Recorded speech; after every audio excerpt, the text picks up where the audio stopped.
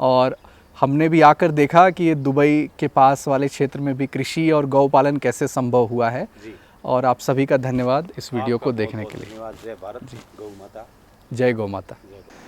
ये जगह है अल ऐन, लगभग 150 किलोमीटर है दुबई शहर से। और यहाँ पर आप क्या देख रहे हैं, ये जो शेल्फ है इसमें देसी बीज के कलेक्शन आपको दिख रहे हैं।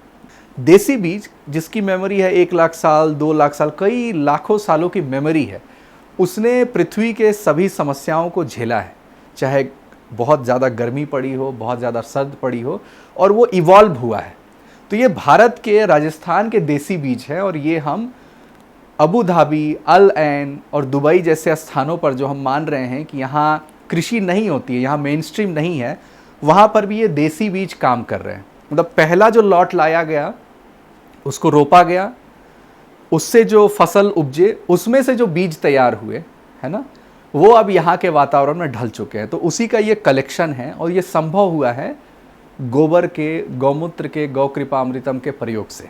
तो वहाँ पर भिंडी जैसी सब्जी, बैगन जैसी सब्जी, आपको कद्दू है, प्याज है, करेला है, बीन्स है, पालक है, मूली है, इस प्रकार की सारी वैरायटीज़ यहाँ पर आपको दिख रही है। और इसका कलेक्शन है और ये इसको प्रिजर्व किया जा रहा है।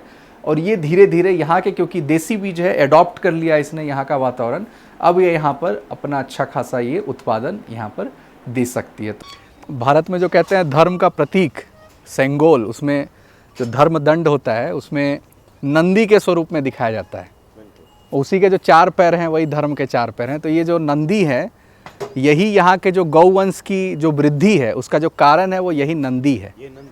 ये मतलब देसी विधि से खेती भी हो रही है और गायों की जो सृष्टि बढ़ रही है उसका भी कारण ये नंदी है।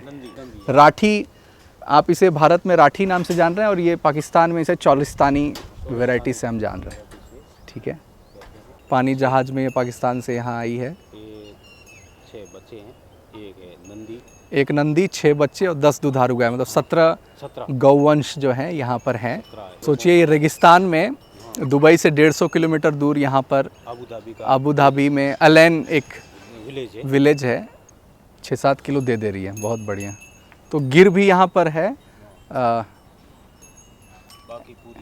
ऐसे ज़्यादा टेम्परेचर में गिर को तो हम लोग नहीं सजेस्ट करते हैं। राठी बहुत बेहतर ब्रीड है, साहिवाल बहुत बेहतर ब्रीड है।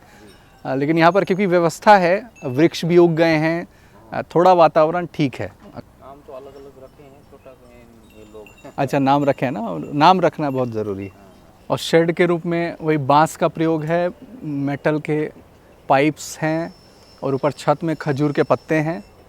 और ज़मीन पर अलग से कुछ काम नहीं किया गया, वो जो यहाँ की अपनी मट्टी है वही है। ये कौन सी ब्रीड हो गई? तो साहिवाल जैसी लग रही है। साहिवाल ही है। हाँ, साहिवाल है ना। क्योंकि ये थोड़ा नए को फर्क पड़ता है थोड़ा, फिर भी शांत है। शांत है, बहुत अच्छी शांत है, बिल्कुल। कड़कनाथ भी आपको दिखेंगे। तो ये कुछ ढूंढ रहे हैं गोबर में, आप देख सकते हैं, अपना भोजन ढूंढ रहे हैं। और उस भोजन ढूंढने के दौरान पैरों से गोबर को फैलाते भी हैं। ये मकई का हो गया, ये ज्वार हो गया, ये मेथी हो गया, ये है गेहूं, और ये गेहूं हो गया। मतलब 10 दुधारू गायों के लिए 30 किलो जैसा हम सुबह शाम दे रहे हैं। 15 किलो सुबह, 15 किलो शाम में। ठीक, ये गिलोय हो गई यहाँ पर। ये भी गायों को, अब यहाँ की गायों को आदत लग गई है प्रतिदिन की लगभग 50 ग्राम, 100 ग्राम, जो भी गाय की क्षमता है उसके हिसाब से उसको दिया जाता है। तो गिलोय के साथ मुनगा को भी, ये सहजन के पत्ते को भी प्रयोग में लाते हैं। अच्छा, नेपियर भी यहाँ पर है। तो इसके नीचे भी ड्रिप इरिगेशन लगा होगा। ड्रिप का सिस्टम लगा हुआ है। 60 सेंटी से कतार लगा हुआ है, उसमें थोड़ी दूर से ये लगाया है। तकरीबन 1.5 महीना हो गया इसको काटे हुए। इतना नेपियर। अच्छा, 1.5 महीना पहले कटा था, फिर इतना बढ़ गया। बढ़ गया। इसमें भी अपना जीवामृत पड़ ही रहा होगा। बिल्कुल, यही है। तो यही राज, यही है सीक्रेट, यही है कि मट्टी में ये बार बार पड़ रहा है। और ये देसी घास हो गई, ये अभी देसी हो गई, तकरीबन 3 साल से ऊपर हो गया इसको। अच्छा, 3 साल पुरानी है। 3 साल तक अभी तक। और ये यहाँ पर मतलब एक मैनेजमेंट कर रहे हैं, मतलब कीड़ों का जो कंट्रोल है गायों के साथ, क्योंकि समस्या होती है, गाय के पीठ पर भी आपको कीड़े दिखेंगे, वो समस्या पैदा कर सकते हैं। तो कोई केमिकल का प्रयोग ना करके एक सहजीवन के रूप में कि सबको भोजन मिले, उसके लिए यहाँ पर ये मुर्गे को इंट्रोड्यूस किया गया। तो ये मल्टीलेयर जो मॉडल है, वैसे भारत में आकाश चौरसिया जी इस मॉडल को उन्होंने बहुत प्रचलित किया। यहाँ पर मल्टी लेयर तो संभव नहीं है, लेकिन उसमें ये एक बात ज़रूर संभव है कि हम 50 डिग्री टेम्परेचर पे अगर छत बना लें और सीधी धूप को ज़मीन पर ना पड़ने दें, तो हम यहाँ पर भी सब्जियों को उगा सकते हैं अलाइन में।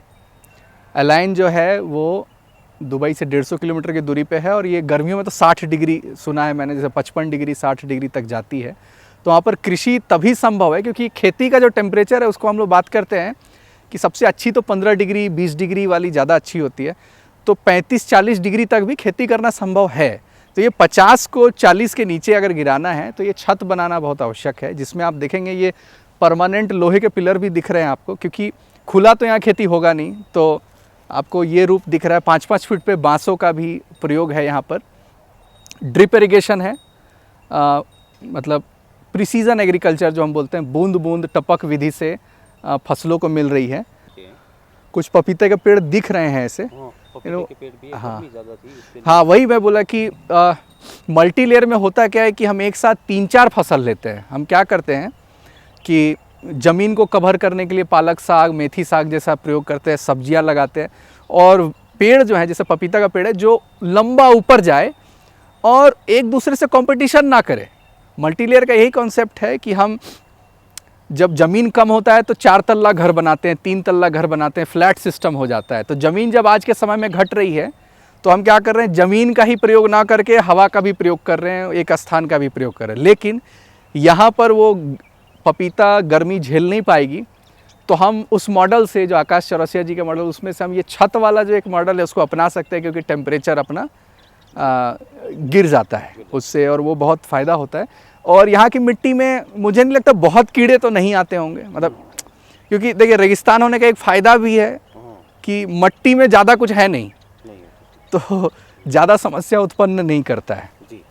उधर बैगन भी मुझे दिख रही है। बैगन है, ये है पालक। अच्छा, ये पालक हो गई, बैगन हो गई। बाकी तो बाबू सिंह जी, यहाँ पे मतलब कृषि संभव कैसे हो पाई है, इस पर अगर आप कुछ बोलना चाहेंगे जी, कि इस रेगिस्तान वाली मिट्टी में संभव कैसे हो पाई? ये सर गाय की वजह से हुई है। गाय का ये जो सांस होती है ताज़ी छाछ, गाय की छाछ, गाय की सांस ताज़ी 2 लीटर 2 लीटर 2 लीटर सांस, 2 किलो गुड़, 2 किलो गुड़, और बड़ के नीचे छाए की मिट्टी, मतलब बरगद के पेड़ के नीचे की मिट्टी। हाँ, पेड़ के नीचे इंडिया से लेके आए थे सर पहले। अच्छा अच्छा। वो फिर 7 दिन तक हम लोग इसको मिक्स करके, मशीन लगाई हुई है, 7 दिन में मिक्स करके फिर आगे सप्लाई करते हैं। और शायद गौ कृपामृतम भी उसमें कुछ मात्रा में आप डालते हैं। अच्छा, तो जीवामृत मुझे दिखी, गौ कृपामृतम और घन जीवामृत, वो तो हम खेत में उसको देखेंगे, है ना। मतलब वो गाय के ही गुड़, गाय के ही गौमूत्र, गोबर, छाछ वजह से संभव हो पाई, और शायद इसलिए गाय को माता कहते हैं। मतलब यहाँ पे भोजन हम उगा पाए। बहुत बंजर जमीन को उपजाऊ करने वाली गाय है, और बस मतलब देसी गाय, देसी बीज, देसी खाद।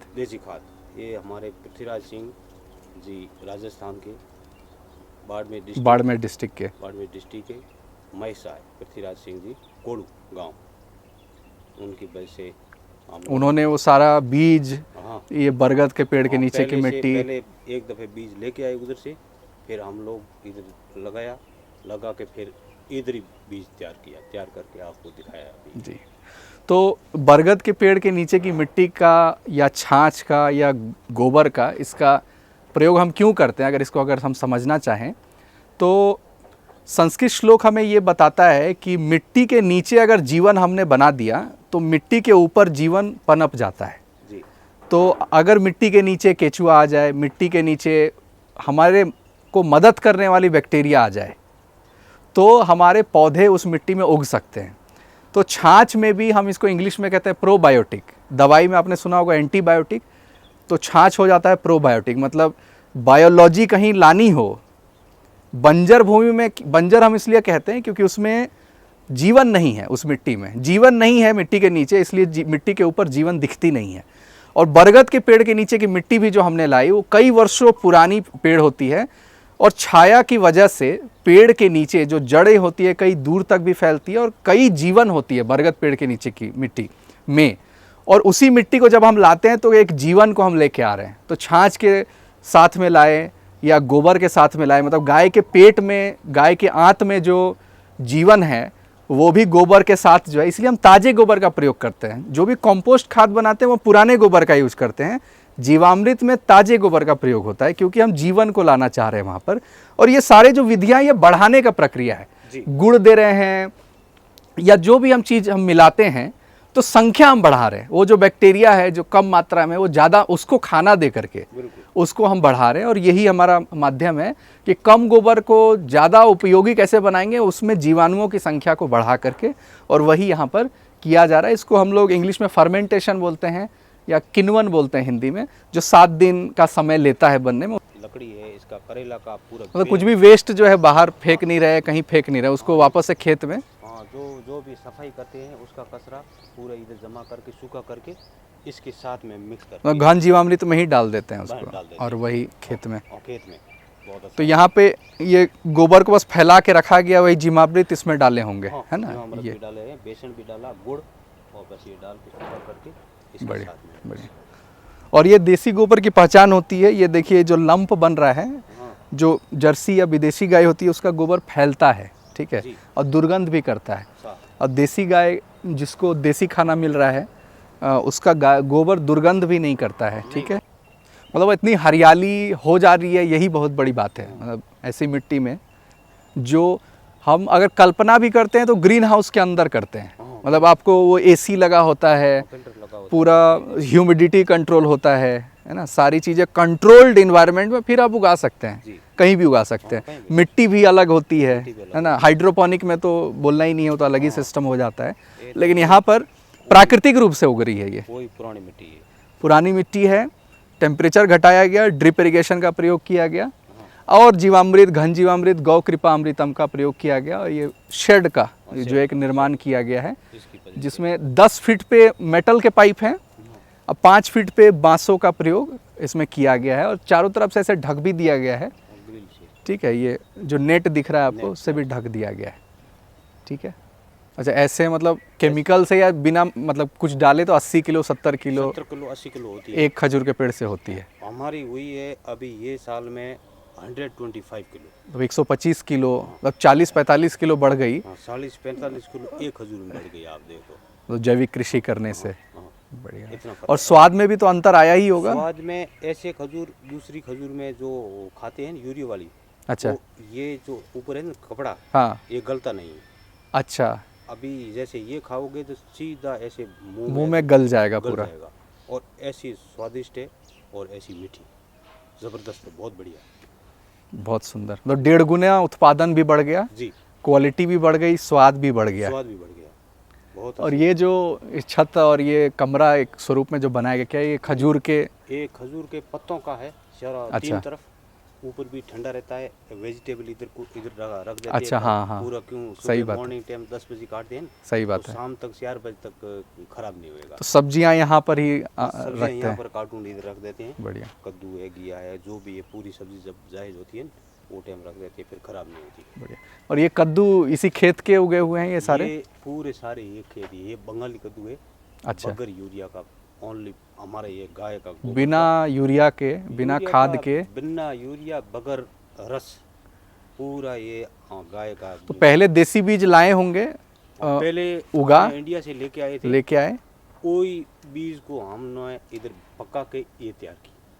तो ये पहला ही बीज है जो भारत से आया, या यहाँ मतलब एक बार यहाँ हुआ उसका बीज बना फिर ये बना? उसका बीज बना के ये बना। अच्छा अच्छा, मतलब यहाँ की धरती को पहले अपनाया, हाँ, अपनाया, उसके बाद में ये बीज बना के ये तैयार किया। तुअर मतलब अरहर, अरहर की दाल भी यहाँ पे लगी हुई है और ये उग गई है। उग गई है और मतलब एक्सपेरिमेंट के रूप में लगाया गया था, इसने रिजल्ट भी दे दिया है। जी। मतलब अब इसको भी, क्योंकि देसी बीज है, देसी बीज वो पंचवर्षीय वाली है, एक बार आप लगाइए 5 साल तक ये फलती रहती है। फलती रहती है।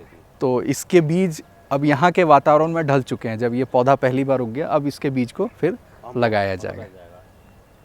आजकल जो हम कहते हैं प्रोसेस की ऑटोमेशन बहुत आवश्यक है, हमें व्यक्ति नहीं मिल रहे काम करने को, तो यहाँ पर एक मशीन का प्रयोग है जो मथ के जो घी बनाने की प्रक्रिया है, छाली से घी ना बना करके दही को जो मथ के मक्खन निकाला जाता है, उसकी एक ऑटोमेटेड मशीन है जिसका एड्रेस भी यहाँ पर लिखा हुआ है। अगर मैं पढ़ सकता हूँ तो यहाँ पर लिखा है गिर गौ जतन संस्थान गोंडल, राजकोट, गुजरात, gircowcare.org।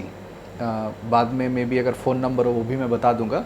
तो ये जो मशीन है श्री गिर गौरस वैदिक बिलौना नाम से है, और यहाँ पर ही जो फार्म से जो दूध आ रही हैं, देसी गाय की जो दूध हैं, उसको देसी तरीके से बिलौने विधि से घी बनाने की यहाँ प्रक्रिया हो रही है। ठीक है, तो आप इस मशीन को आप देख सकते हैं।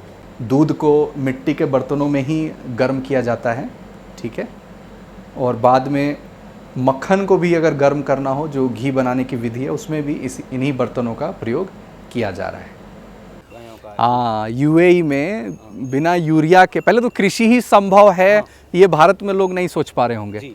ग्रीन हाउस को मैं मान सकता हूँ, वो तो 50 लाख 1 करोड़ की जो भारत में भी कॉस्ट है, वो आप सेटअप बना करके कुछ भी उगा लो, लेकिन प्राकृतिक रूप से केमिकल डाल के भी उगाना बहुत मुश्किल है, मतलब इतने हाई टेम्परेचर में। वहाँ पर प्राकृतिक कृषि, गौ आधारित कृषि होने की वजह से ये संभव हुई। मतलब गाय पहले आई, फिर बाद में, मतलब गाय माता इस स्वरूप में है कि नदी के बगल में तो हम खेती कर सकते हैं, लेकिन एक बंजर भूमि में भी खेती अगर संभव हो तो बिना गाय के वो संभव नहीं दिखती है ना। तो यहाँ पर मतलब दूध भी मिल रहा है, घी भी मिल रहा है, शुद्ध सब्जियाँ मिल रही हैं, तो पूरा एक इकोसिस्टम तैयार हो। और यहाँ की मिट्टी भी बदल रही है, बहुत लोग नोटिस नहीं कर रहे होंगे। जब ये व्यवस्था 10 साल 15 साल की हो जाएगी तो यहाँ इतनी हरियाली आपको दिखेगी, मतलब लोग आश्चर्य करेंगे कि हरियाली संभव कैसे। ये 3 साल में इतना प्रभाव है। अगर आप देखेंगे कि यहाँ पर ये, मैं घुसते ही जैसा मैंने बोला भारत का सुगंध आ रहा था, मतलब जब अंदर आया तो ये सुगंध जो है भारत का पूरा है, मतलब हरियाली है, ये खेजरी का पौधा है, खजूर तो है ही, गिलोय है, नीम का भी मुझे दिखा पेड़, नीम का भी पेड़ है, और मीठा नीम भी है। ये जो यहाँ पर संभव हो पाया है भारत से सभी को, ये शिप के कंटेनर में ये पूरा जो व्यवस्था आपको दिख रहा है, ग्वारफली का पूरा बैग है, बीज है, ये पूरा ग्वार का पूरा पटे हैं। पूरा यहाँ जीवन शैली ही जैविक है, गाय भी जैविक है, मिट्टी भी जैविक हो गई, यहाँ रहन सहन भी सभी हम लोग भी जैविक हो गए। तो आप सभी का बहुत बहुत धन्यवाद, और बाबू सिंह जी का भी बहुत बहुत धन्यवाद। उन्होंने हमें पूरे फार्म की यात्रा करवाई, गायों से भी मिलवाया, पूरी व्यवस्था की जानकारी दी, और हमने भी आकर देखा कि ये दुबई के पास वाले क्षेत्र में भी कृषि और गौ पालन कैसे संभव हुआ है। और आप सभी का धन्यवाद इस वीडियो को देखने के लिए। जय भारत, गौ माता, जय गौ माता। यहाँ मन लगता है पूरा? मन क्या लग रहा, घर है हमारा तो हमारा तो समझो घर है, क्योंकि ये तो खुला एरिया है, ये ऐसे पौधों की शुद्ध हवा, हाँ, और सेवा के लिए गाय, साहब की मेहरबानी है। घी मेकिंग घी मेकिंग है ये, गोरस घी मेकिंग करते हैं, पूरा घी मेकिंग करते हैं, और ये पूरा ये घी बना रहे हैं ना घी। हाँ, घी इसको अभी गर्म कर रहे थे, तो घी गर्म कर रहे हैं, ऑर्गेनिक घी है पूरा।